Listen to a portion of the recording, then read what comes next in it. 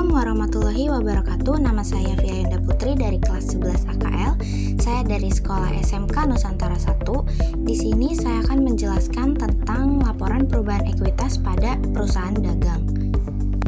Nah, yang dimaksud dengan laporan perubahan ekuitas itu apa sih? Jadi, laporan perubahan ekuitas adalah jenis laporan keuangan yang berisi informasi mengenai ekuitas yang dimiliki oleh suatu perusahaan serta berisi pula informasi atau hal-hal apa saja yang menyebabkannya berubah, baik bertambah maupun berkurang sampai pada akhir periode akuntansi. Laporan ini disusun setelah neraca lajur dan laporan laba rugi telah tersedia, karena sumber data laporan ini terkait dengan laba bersih atau rugi bersih yang berasal dari laporan laba rugi perusahaan dagang. Fungsi laporan perubahan ekuitas bagi perusahaan meliputi 1. Sebagai sumber data keuangan yang dimiliki oleh perusahaan agar kinerja dapat berjalan secara efektif dan efisien. Yang kedua, mengikhtisarkan aktiva pembayaran dan investasi.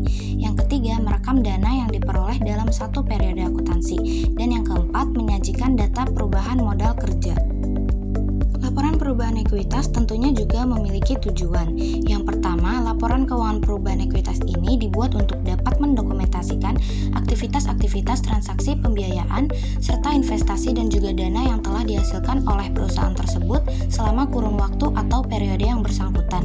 Yang kedua, laporan keuangan perubahan ekuitas ini dibuat untuk dapat melengkapi pengungkapan perubahan dari modal kerja yang terjadi di perusahaan dalam periode akuntansi yang bersangkutan.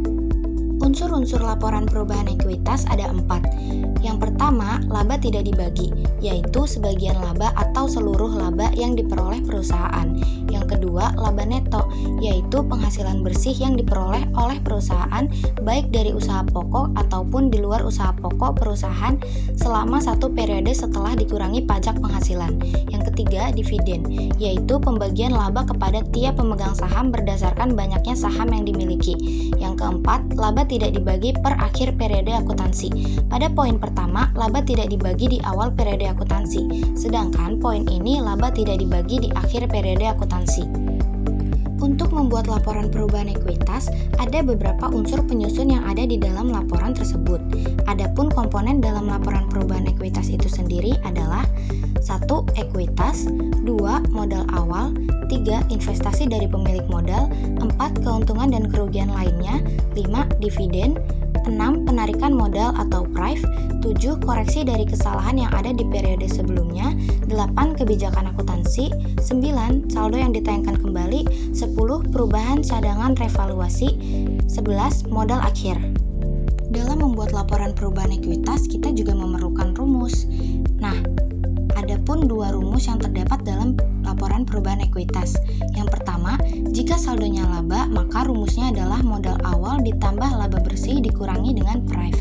Tetapi, jika saldonya rugi, maka rumusnya adalah modal awal dikurang rugi bersih ditambah dengan PRIF.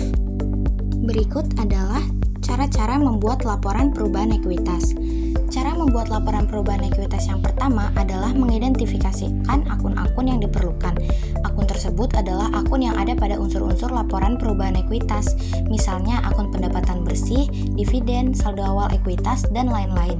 Setelah melakukan identifikasi akun yang diperlukan, tahap selanjutnya adalah mentransfer nilai akun pada kertas kerja yang berbeda. Hal ini dilakukan guna memudahkan dalam proses perhitungan. Tahapan terakhir adalah melakukan perhitungan pada saldo akhir. Nah, pada tahap yang terakhir, saya akan memberikan contoh soal perubahan ekuitas dan cara mengerjakannya. Mari kita baca soalnya terlebih dahulu.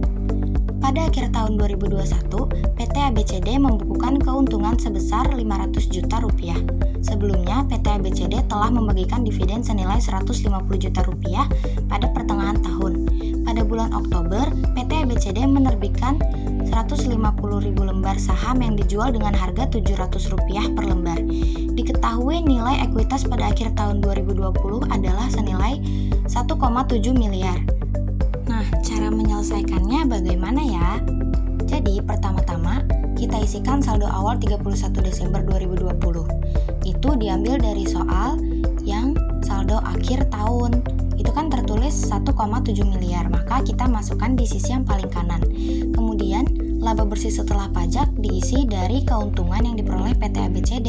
Di situ tertulis 500 juta, maka kita masukkan 500 juta di sisi agak ke sebelah kiri. Kemudian pembagian dividennya sebesar 150 juta. Itu dikurangi dengan laba bersih setelah pajak. Nah, kemudian penerbitan saham baru pada bulan Oktober 150.000 dikali 700 lembar, maka akan ditemukan hasilnya 105 juta. Kemudian jika dijumlah semua, hasilnya akan ketemu 455 juta rupiah.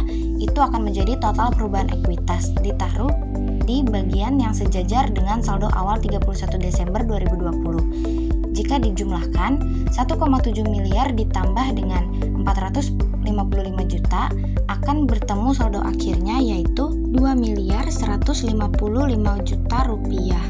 Itu akan dituliskan saldo akhir 31 Desember 2021. Nah, bagaimana? Mudah bukan? Jadi, itu saja materi yang bisa saya berikan pada kesempatan kali ini. Kurang lebihnya mohon maaf. Terima kasih sudah menonton video saya. Wassalamualaikum warahmatullahi wabarakatuh.